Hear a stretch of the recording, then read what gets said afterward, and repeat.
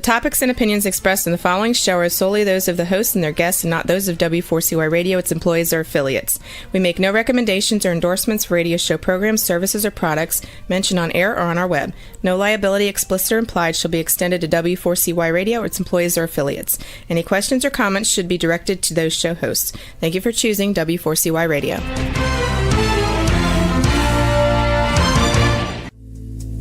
Welcome to Powerful Business Strategies, where you will find out that everything you have ever learned about growing your business is wrong. Finally, a show where you'll learn the right way to grow your business by learning business and financial strategies that your competition isn't doing. And now, here is your host, President of Next Step CFO, Michael Barbarita. And joining Michael for today's show as an executive moderator is Chucky Obio. Welcome to Powerful Business Strategies. And once again, the reason why you don't hear that energized voice of Chucky Obio welcoming you all to the show is because Chucky's wife and Chucky recently welcomed their first baby, Chelsea Adeze Obio, to the world. So Chucky will be on leave for a few weeks. So in the meantime, my name is Michael Barbarita from Next Step CFO, and I'm the president of Next Step CFO. And Next Step CFO is a fractional CFO and strategic implementation firm. And business owners hire us to double and triple their profit through implementing business and financial strategies that their competition isn't doing. And our vision is to ensure that overwhelmed business owners achieve the time freedom and consistent profits to build a legacy and the life they desire. Our mission is dedicated to guiding small business owners to leveraging their time, exploding their profits, and building a meaningful legacy. This show, Powerful Business Strategies, in our book of the same name, is a step toward accomplishing that vision and mission. And so Chucky and I are both affiliated with a number of different organizations. And Chucky currently serves as the managing director of business development for Vedder Price, a global business-focused law firm. And in addition to that, Chucky and I collaborate to moderate business roundtables around the country and around the world and document those insights as part of our book, Powerful Business Strategies. But please note that the views expressed on this show are personal views based on our own successful experiences. So here's something that I'd like to share that I announced before. If you have a business problem that you'd like us to answer, or a business question or a question about a strategy that you would like to ask about, please email us at ask, that's ASK, at nextstepcfo.net. Doesn't matter what the business problem is or the question, we'll answer it for you. And there are a couple things that we do ask. Number one, please state whether it's something that we can answer on the air or if it's confidential. And of course, if it is confidential, we won't put it on the air. And number two, please provide your phone number because business problems can get complex and we might need more context or clarity to your question. That email address again is ask@nextstepcfo.net. And I do want to point out that we have had a couple of questions, but they requested confidentiality, which of course we will always honor. You know, I've worked with hundreds of business owners, and I've noticed something really, really interesting. The day before a breakthrough often feels exactly like the day you want to quit. So the day before a breakthrough often feels exactly like the day you want to quit. And I've seen that over and over again. A business owner is ready to throw in the towel, but they push through just one more day, and that's when everything changes. You know, I remember working with a client who was ready to close his doors. He maxed out his credit cards. He was missing his kids' events. He felt like he was just letting everyone down. But he made a crucial decision. He decided not to quit on a bad day. Instead, he took a step back and looked at his business with fresh eyes.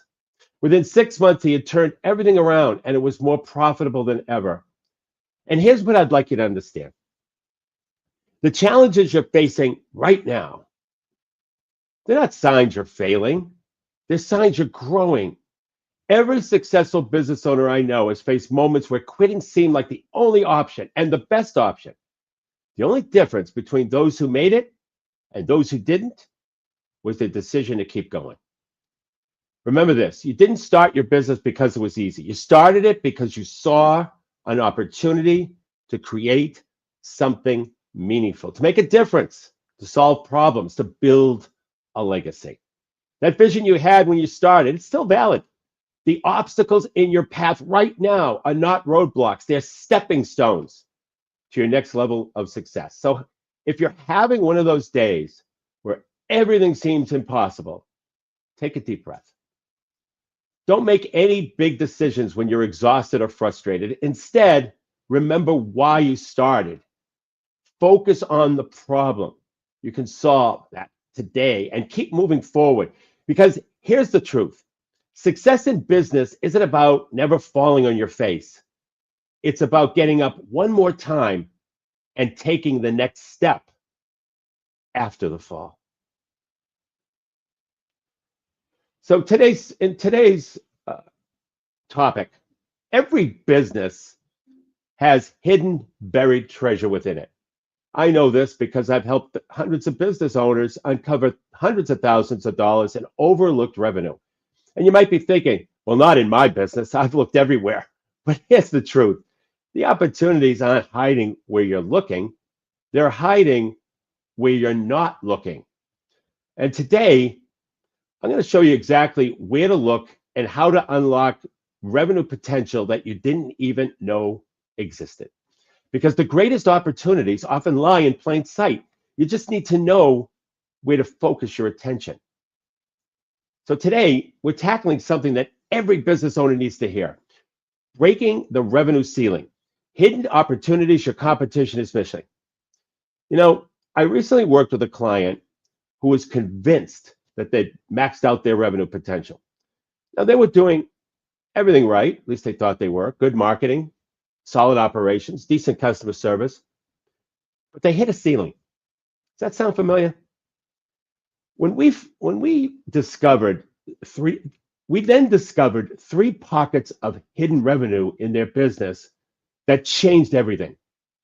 Within 6 months, they increased their revenue by 28% without spending an extra dime on marketing or advertising. And today I'm going to show you exactly how they did that, and more importantly, how you can do it. A listener's asking, Michael, why do you think so many businesses miss these opportunities? Well, great question. I mean, it's what I call operational blindness. When you're in your business every single day, you stop seeing it with fresh eyes.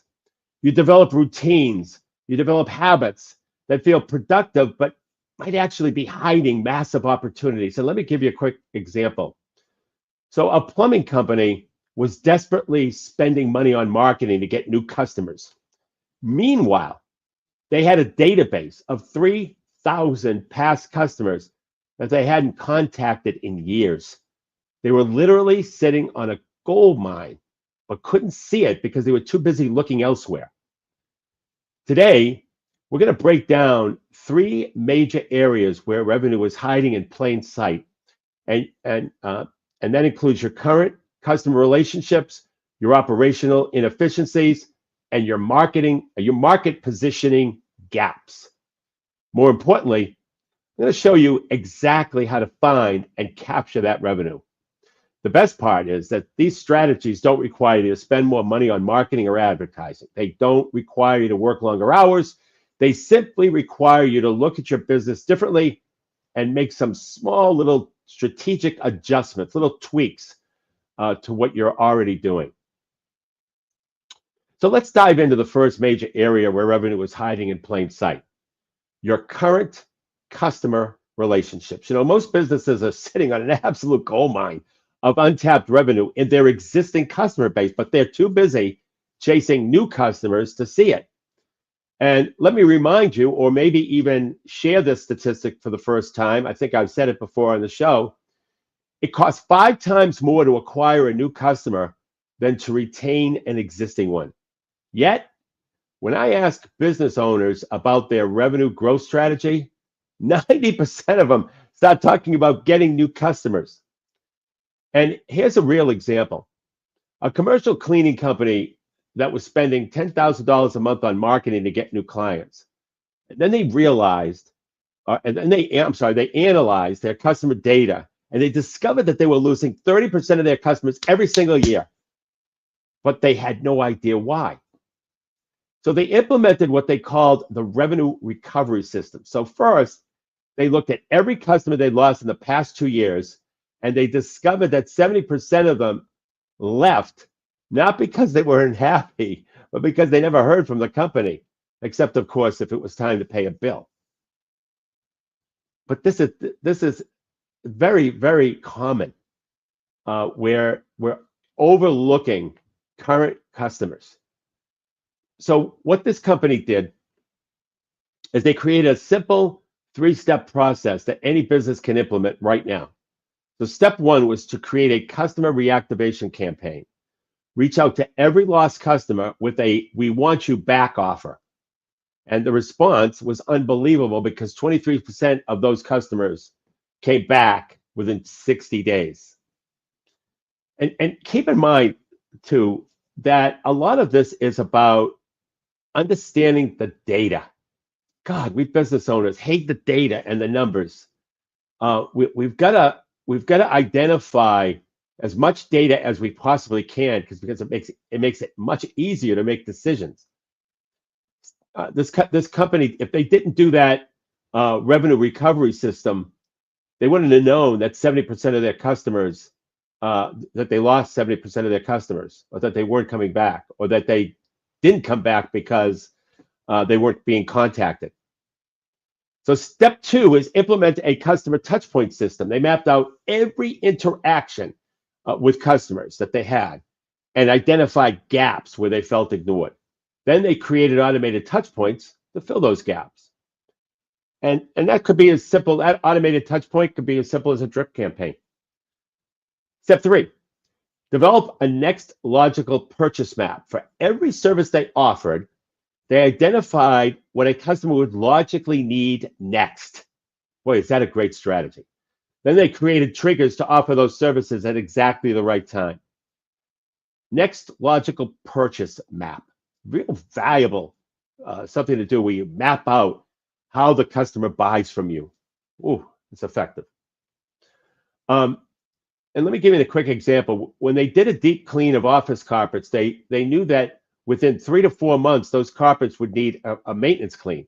So they set up automated reminders to reach out at the 3-month mark with a special offer.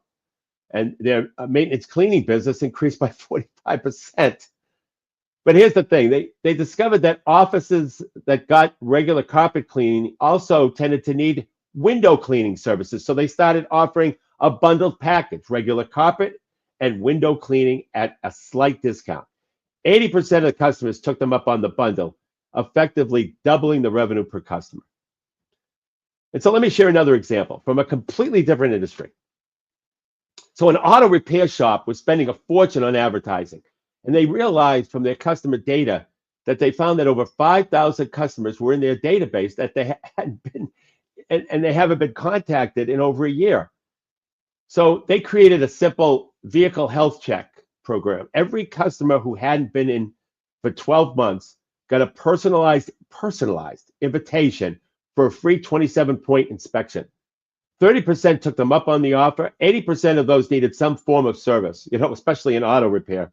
Every time you go have something done, they find 3 other things that are wrong. This is a perfect example of how this auto repair company took advantage of this. And they generated an extra 127 grand of revenue in just 90 days from customers they already had.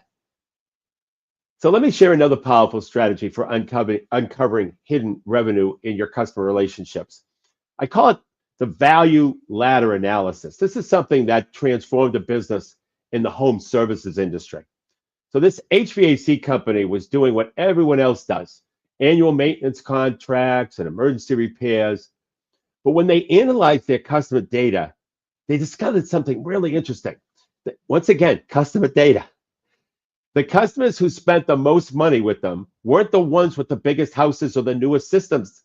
They were the ones who understood the value of preventative maintenance.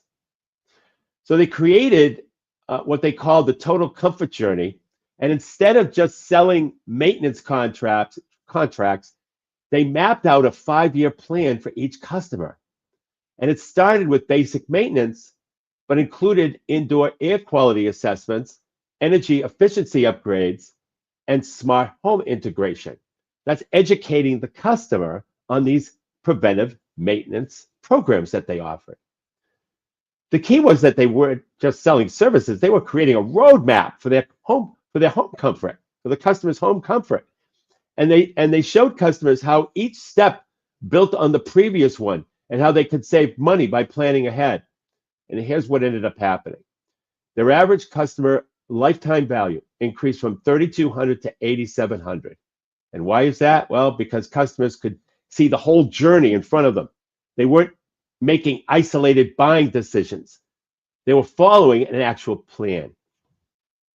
And the same strategy works in any industry. A dental practice was struggling to get patients to accept treatment plans and they used it. And instead of presenting each procedure as a separate decision, they created a lifetime smile journey where patients could see how each treatment built on the previous one, and case acceptance rates increased by 40%.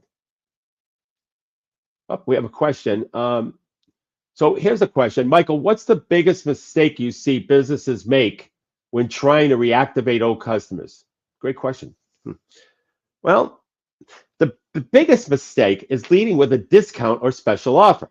Businesses think they need to bribe customers to come back, but that actually devalues your relationship. Instead, start with what I call a value-first reactivation. Here's how that works. First, reach out with something valuable, whether it's an industry insight, a tip, or some type of useful information. For example, a client in the HVAC business who sent their inactive customers a simple guide on 7 ways to cut your energy bills this winter. No sales pitch, just pure value. Then after providing value, acknowledge the gap in the relationship. Something like, well, we noticed we haven't served you in a while and we'd love to understand why. This opens the dialogue instead of just pushing for a sale. When you take this approach, 2 things happen. First, customers appreciate that you're trying to help them. That's number 1. And not just sell them. Second, you often discover why they left in the first place, which helps you fix systemic issues in your business. Another question from the audience. Michael, how can businesses identify their own next logical purchase opportunity? Another great question. Let me think about that a little bit. Well, the key to identifying next logical purchase opportunities is to look at your best customers, the ones who buy the most from you, and map out their buying journey. Since they buy the most from you, you can map out their journey, and maybe it'll give you ideas on what else you can sell them as well. And let me give you an example of that. Back to that auto repair shop. They discovered that 80% of their customers who got their brakes done needed new tires within 6 months. That became their next logical purchase opportunity. But here's the thing. Don't just look at what customers buy next. Look at why they buy it. Because understanding the trigger events is crucial. In the auto shop example, they started checking the tire wear during every brake service and giving customers a simple tire life report. This proactive approach doubled their tire sales. So the goal is to help customers make smart decisions about their future purchases, not just sell them more stuff. And when you approach it this way, you're not selling, you're consulting. And that is what builds long-term customer relationships. So before I continue this discussion, we're going to take a 90-second break. Hey there, business owners. Let me ask you something. Are you tired of blending in with your competitors? Frustrated with slow growth and slim margins? Well, I've got news for you. Everything you've ever learned about growing your business is wrong. But don't worry. I'm here to let you in on a secret weapon. Your position of market dominance. It's what sets you apart, makes you irreplaceable, and has customers lining up at your door. My name is Michael Barbarita from Next Step CFO. I know what you're thinking. Sounds great, Michael, but how do I find my position of market dominance? Well, that's exactly why we've created our game-changing implementation program called Next Step to Market Dominance. In just 90 days, we'll guide you step by step to a position of market dominance by uncovering your unique strengths that competitors can't touch, by crafting a message that resonates deeply with your ideal customer, by building a strategy that turns you into the go-to expert in your field. Now, this isn't theory. These are battle-tested strategies that have helped businesses like yours double, triple, and quadruple their revenue. Don't let another quarter go by struggling to stand out. It's time to dominate your market, period. Go to nextstepcfo.net/contact, fill out the form, and in the message section, put the word dominate. Or call us at 781-326-3822. That's nextstepcfo.net/contact, or call us at 781-326-3822. Well, welcome back. Having a little technical difficulty today, I think. So now let's talk about the second major area where revenue is hiding: operational efficiencies. But I'm not talking about cutting costs. I'm talking about finding and fixing the inefficiencies that are actively costing you sales. So let me share a story that illustrates this perfectly.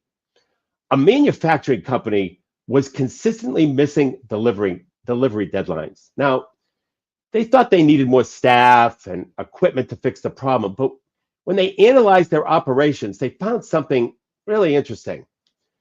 Their production capacity wasn't the problem. The problem was their quoting process. It was taking them so long to get quotes to customers that by the time they won the business, they were already behind schedule. And they implemented a new quoting system that reduced quote time from 3 days to 4 hours, and their on-time delivery went from 65% to 95%, and their win rate on quotes increased by 40%. So a problem in sales was actually causing production issues.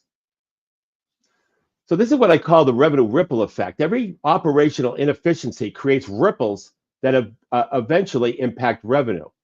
And let me share the 3 most common revenue-killing inefficiencies that I see in businesses. First is slow response times. So a real estate agent who was getting plenty of leads but wasn't converting them. And when she analyzed her process, she found it was taking her an average of 8 hours to respond to inquiries. So she implemented a simple system to respond within 15 minutes during business hours. Her conversion rate doubled. Second is inconsistent follow-up. A landscaping company had a great sales process for getting initial projects, but they had no system for following up after the job was done. They created a 30, 60, 90-day follow-up system, and their repeat business increased by 60%. Third is manual processes that should be automated. A company client in the professional service industry was spending 2 hours every day manually scheduling appointments. They automated that process, which freed up 10 hours a week. And then they used time for client consultations and increased revenue by $8,000 a month. And here's a question from a listener. These seem like simple fixes, Michael, but why don't more businesses identify these issues? Well, as I kind of alluded to at the beginning, they're looking at their operations through the wrong lens. They're focused on efficiency instead of effectiveness. And let me give you a framework that I call the revenue impact analysis. Take any process in your business and ask 3 questions. Number 1, does this process directly touch customers? 2, does it impact how quickly customers can buy from you? And 3, does it affect the customer's decision to buy again? If you answer yes to any of these questions, that process is directly tied to revenue. So let me give you another real example. A restaurant was struggling with table turnover and how many times the tables turned. And they thought they needed more tables. But instead, they analyzed their process and found their bottleneck was the payment process was taking too long. So they implemented a new mobile payment system that reduced payment time from 12 minutes to 3 minutes. And this simple change allowed them to serve 30% more customers during peak hours without adding a single table. And I want to share another critical aspect of finding revenue and operational efficiencies. It's called the customer effort score. And this was implemented in a retail store throughout their operations. They were proud of their efficiency, quick checkout times, well-organized store. It was a well-organized store with competitive prices. But when they surveyed their customers, they discovered something that really took them back a little. The number one reason customers weren't buying more wasn't price or selection. It was the effort required to get product information. So they implemented what they called an effort mapping. They tracked every step a customer had to make to get information about a product, make a purchase decision, and complete a transaction. And what they found was kind of eye-opening. I mean, customers had to ask a staff member to unlock display cases, wait for someone to check stock in the back, and oftentimes wait again to get pricing information. And each of these friction points was causing customers to abandon their purchases. And so they reorganized their entire operation around reducing customer effort, and they installed digital price displays and created QR codes for detailed product information, and gave staff mobile devices to check inventory instantly. And the result is their average transaction increased by 22% because customers were more likely to purchase additional items when the process itself was easier. The same principle transformed a law firm's client intake process. They thought they were being thorough with their intake questionnaire, but it was actually costing them clients. And they streamlined their process, and their client conversion rate increased from 30 to 45%. Here's another question from the audience. Michael, how can a business owner identify which processes are actually impacting their revenue? Well, there's a simple but powerful method I call revenue touch point mapping. Take out a piece of paper and draw your customer's journey from the first contact to final purchase. At each step, ask yourself two questions. How long does it take? How long does this step take? And could the customer abandon the purchase at this point? And let me give you an example of that that's coming to mind. A kitchen remodeling company actually did this exercise. They discovered that their process for providing quotes was taking 5 days. And when they dug deeper, they were losing 40% of their prospects during that waiting period. But the key insight was the actual work of creating the quote only took 2 hours. The other 4.5 days were spent waiting for internal approvals and handoffs between departments. And they streamlined this process to provide quotes within 24 hours, and their close rate increased by 35%. See, the processes impacting your revenue the most are usually the ones touching these critical conversion points, and your response time to inquiries, your quote turnaround, your invoicing speed, and your follow-up system. Here's another question. What's the fastest way to determine if a process needs to be automated? Well, I use what I call the 4X rule to make quick automation decisions. So take any repetitive process and multiply the time it takes by 4. If that number is larger than the time it would take to automate it, that process needs automation now.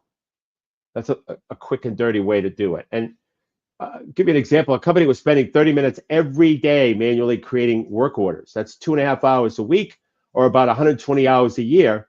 Using the 4X rule, that's 480 hours of potential impact. So they spent 8 hours setting up an automated work order system, and it paid for itself within the first month. But here's the critical part. Don't just look at the time saved, look at the revenue impact. In this case, the automated system not only saved time, it also reduced errors and sped up their billing cycle by 3 days.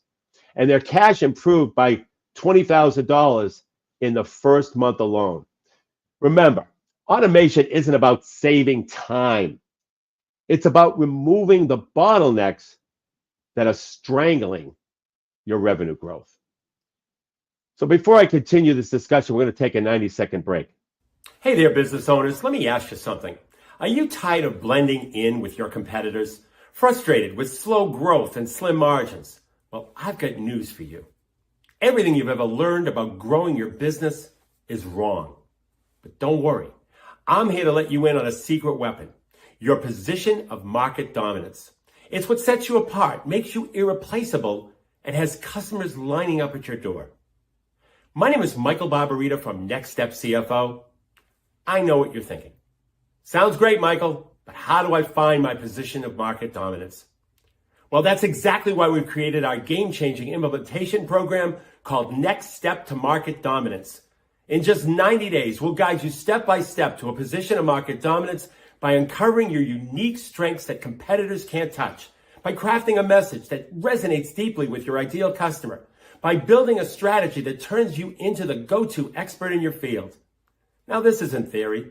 These are battle-tested strategies that have helped businesses like yours double, triple, and quadruple their revenue. Don't let another quarter go by struggling to stand out. It's time to dominate your market, period.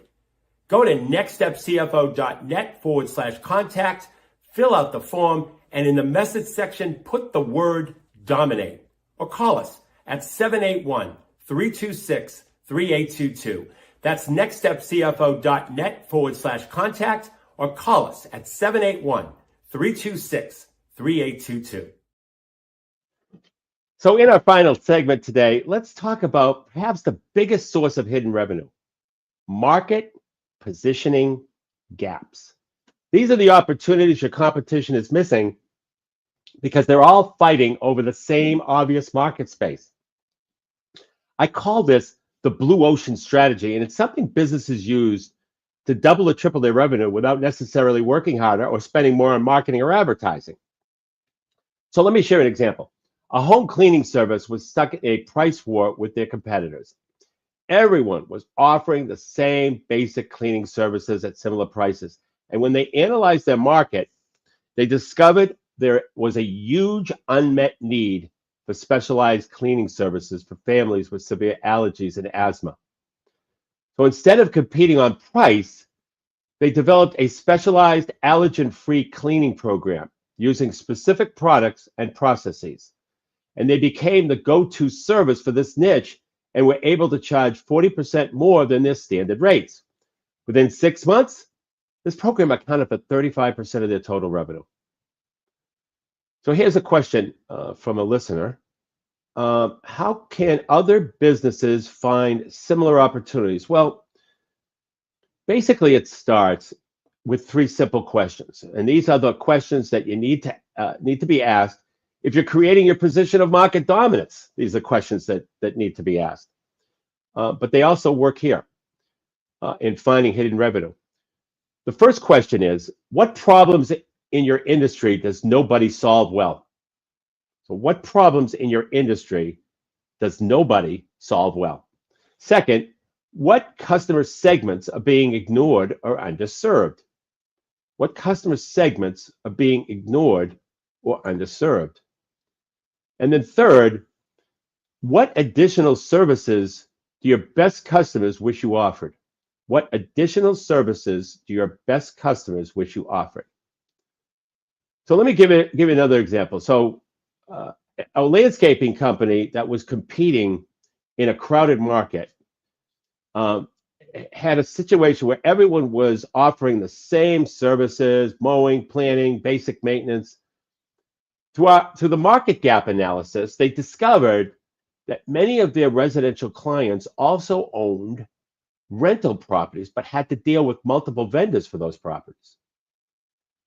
They created a property manager's complete solution that bundled landscaping, snow removal, and basic exterior maintenance. And they became the only company in their area offering this comprehensive service, and their average revenue per customer increased by 85%. But here's where it gets really interesting. Once they had this unique position, their marketing became much more effective. Why? They had a position of market dominance. This is what we've always talked about. So instead of saying we do great landscaping like everyone else, I hope so marketing. We've talked about that in the past. One call handles it all. Never worry about your rental property's exterior again. So this isn't just about finding new services to offer, it's about finding gaps. Gaps in how your industry serves customers and then positioning yourself to fill those gaps. Exactly what a position of market dominance does. And let me give you one more example that really drives this home. An IT service provider was struggling to stand out in a crowded market. Everyone was offering 24/7 support and quick response times, and they discovered that their small business clients were most frustrated by unexpected IT costs throwing off their budgets. So they created an all-inclusive IT management package with predictable monthly pricing that covered everything: hardware, software, support, and upgrades as well. And they were the first in their market to offer this, and within 1 year, 70% of their clients had switched to this model, and their recurring revenue increased by 140%. So let me share one more powerful strategy for finding market positioning gaps. I call it problem stacking, and it's something that helped a software company triple their revenue in 18 months. See, they were selling project management software in a crowded market. Everyone was focusing on features, better scheduling, better resource allocation, better reporting. But through their analysis, they discovered that their most successful clients weren't just using the software for project management. They were using it to solve 3 connected problems: project management, client communication, and team accountability. And no one was marketing their software as a solution to all 3 problems together. So they repositioned their entire offering. So instead of competing on features, they became the only solution specifically designed for the triple challenge of client services. Their marketing spoke directly to the frustration of trying to juggle these 3 problems with multiple tools. And what ended up happening is their average deal size increased by 40% because we're now solving a bigger problem in that industry. Exactly what a position of market dominance does. Their sales cycles shortened because they weren't competing on features anymore. They were the only ones addressing the specific combination of problems. But the key insight here is that your market positioning gap might not be about finding a completely new problem to solve. It might be about identifying how customers are already using your product or service to solve multiple problems, and then making that your explicit focus. So a commercial cleaning company used the same strategy, and instead of competing on cleaning quality, they positioned themselves as experts in cleaning, restocking, and recycling. Their average contract value increased by 35% because they were solving a stack, that bigger stack of problems. So I have a question. How long does it typically take to implement these kind of positioning changes? Well, that is a great question. And actually, the answer might surprise you a bit, because while a complete positioning transformation can take, let's say, 3 to 6 months, you can actually start seeing results in as little as 30 days. And let me give you an example.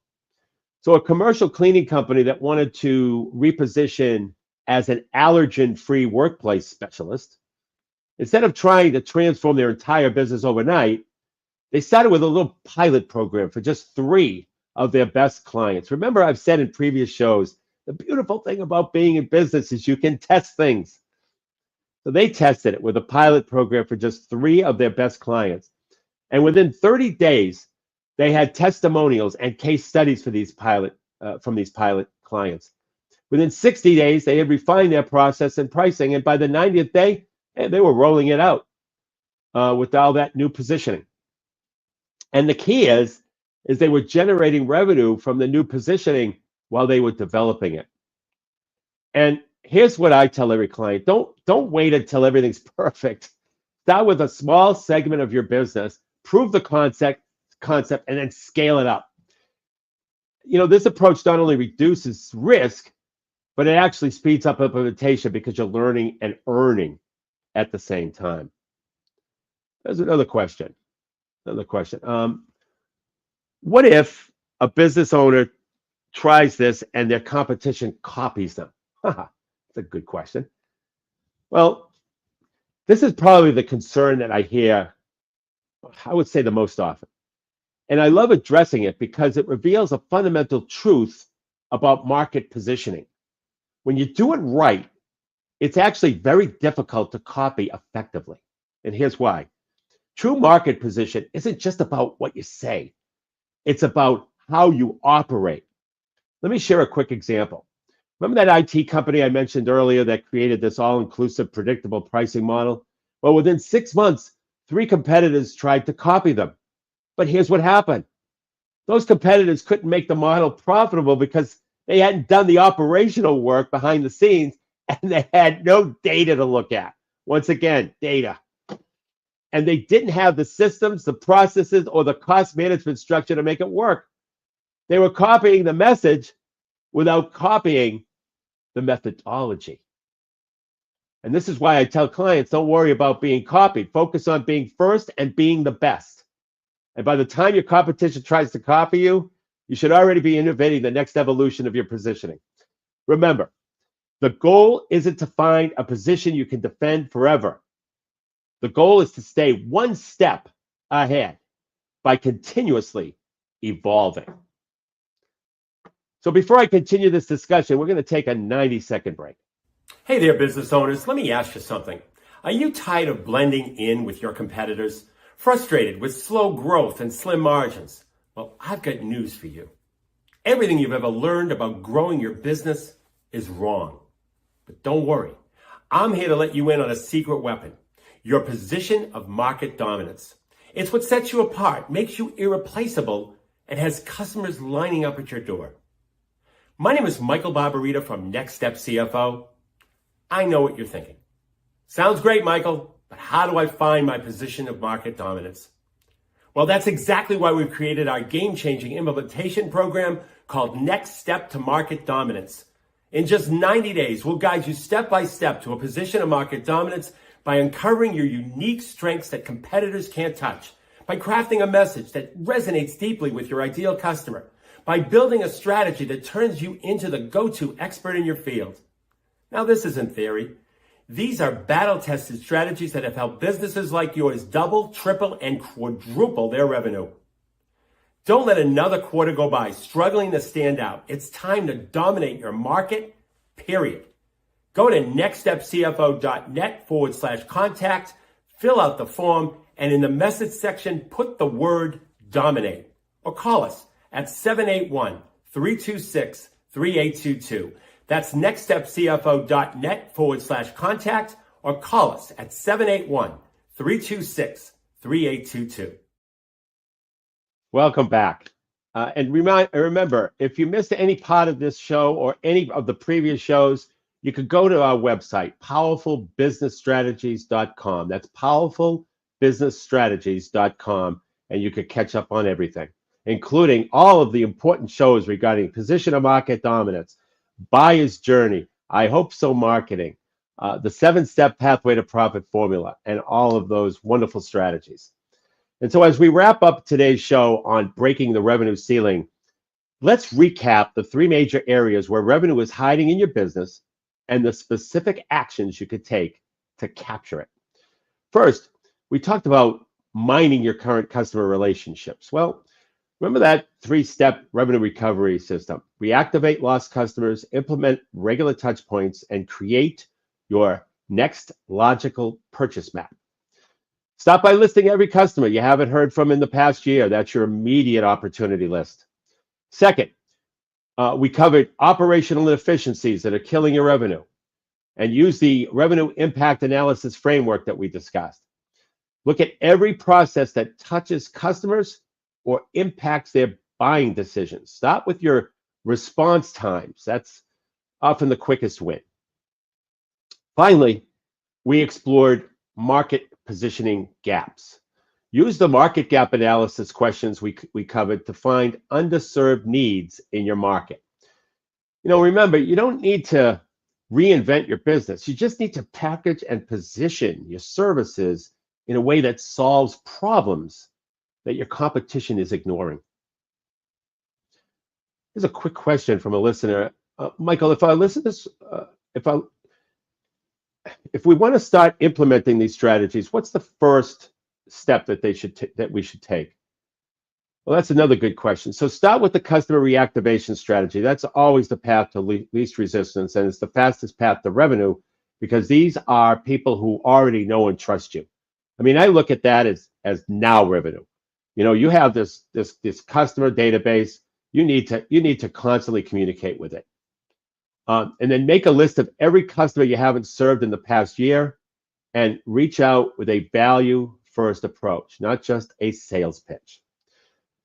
You know, you have to remember that the revenue ceiling, it's just a limitation in how we think about our businesses. When it's really not a real thing.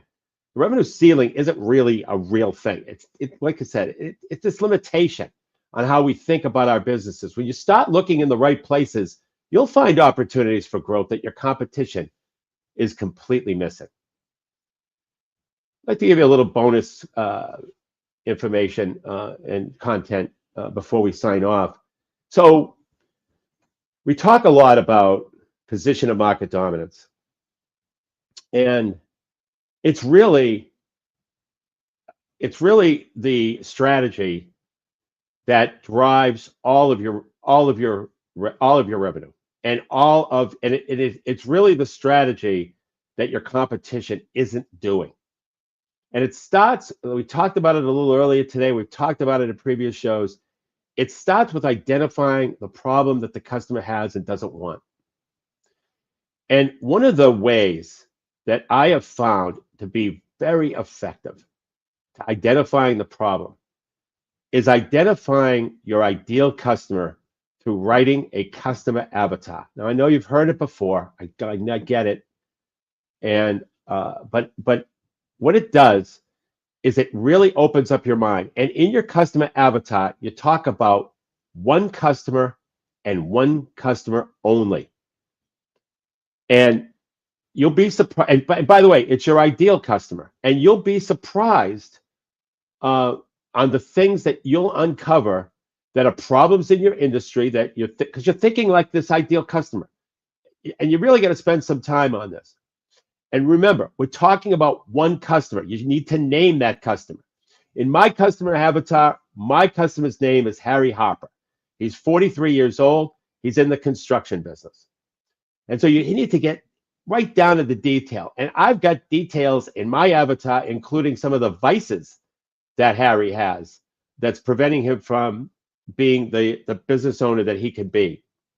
So you get right into it. And by the way, never use a demographic range of business owners for your avatar. One person, that's it. You name them, you name their wife if they're married. You also talk about their children, if they have children, the events that they might be missing, the events that they go to, the vacations they go on, all of that needs to be in your customer avatar. And remember this, I never met a single person between the ages of 25 and 55. That's why in your avatar, there is a specific person that you're talking to. And if you do that, you'll start to develop ideas on how to identify the problems that the customer has and doesn't want, and the problems in the industry as well. To get a copy of the book, Powerful Business Strategy, simply go to our website, www.nextstepcfo.net.